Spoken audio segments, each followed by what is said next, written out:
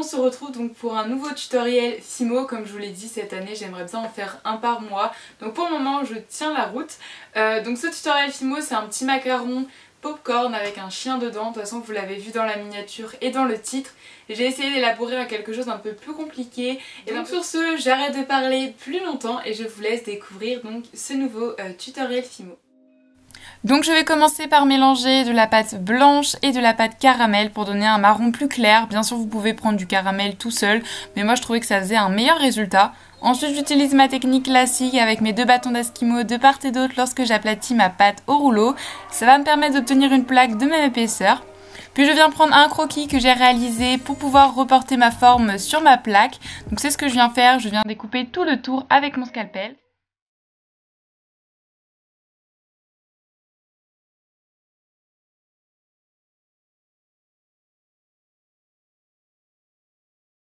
Ensuite, pour donner un côté plus fini, je vais venir tout simplement avec un outil en silicone refaire les bords. Puis ensuite je vais sur une plaque blanche assez fine reproduire la base de mon cupcake, comme vous pouvez voir avec les images que je mettrai ensuite par-dessus mon macaron tout simplement, voilà, et que j'aiderai encore avec un outil en silicone pour bien relier le tout.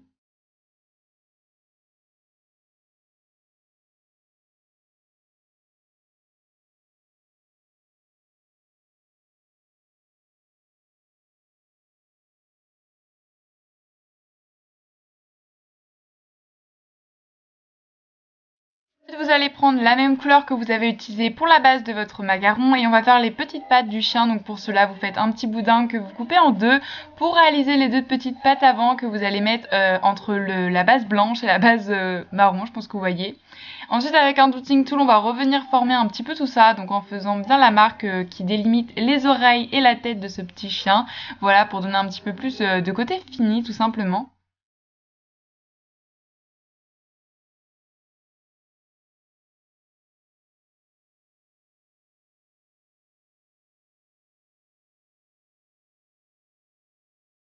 Ensuite on va venir créer la texture d'un macaron classique. Donc pour cela, même technique que d'habitude, je viens prendre mon aiguille et faire une ligne à un tiers on va dire de mon épaisseur et je viens ensuite texturer en arrachant la pâte tout simplement. Voilà, rien de plus compliqué et vous faites ça sur tout le tour bien évidemment de votre base de macaron. Et voilà ce que ça donne une fois terminé. On va donc maintenant passer à la seconde coque du macaron.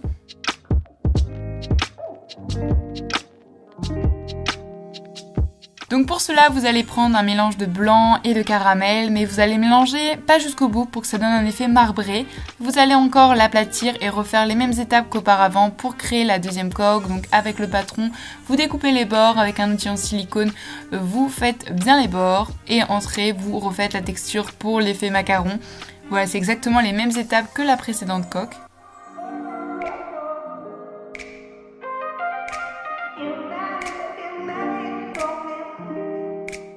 Ensuite on va venir mettre de la pastel sec marron que vous allez ensuite aplatir un petit peu, ça va donner un côté plus réaliste à votre macaron.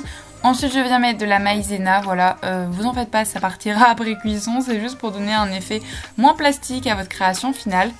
Ensuite j'ai utilisé la même technique en fait pour faire la ganache, c'est que j'ai pris mon patron et découpé des bords sur de la pâte Fimo rouge, mais vous pouvez prendre la couleur que vous voulez. Maintenant on va passer à l'assemblage, donc pour cela c'est très simple, vous mettez la base de marbré en bas, ensuite vous allez mettre votre plaque de rouge et ensuite je retexture un peu, reforme tout ça. Et d'ailleurs je viens prendre à ce moment-là un clou, si vous souhaitez l'accrocher, je le tortille dans tous les sens et je le glisse dans ma pâte. Ça va permettre à la création d'être plus solide une fois qu'elle sera accrochée et terminée. Et par la suite je viens mettre ma dernière coque de macaron par-dessus, j'appuie un petit peu pour que cela tienne. Et ensuite il ne nous restera plus qu'à mettre votre macaron au four à 110 degrés pendant 30 minutes.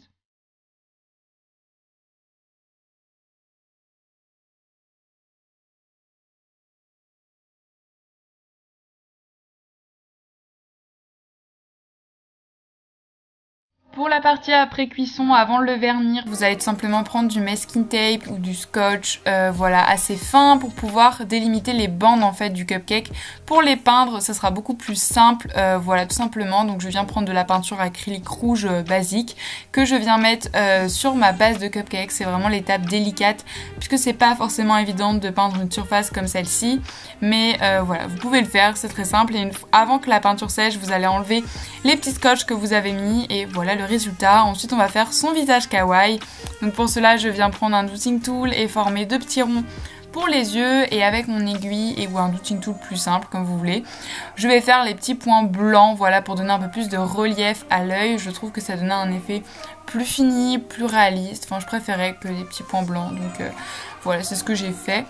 Et ensuite avec toujours de la peinture acrylique, je viendrai faire son petit museau et sa petite bouche. Et voilà, ce sera terminé. Il ne vous restera plus qu'à vernir le tout et votre création sera finie.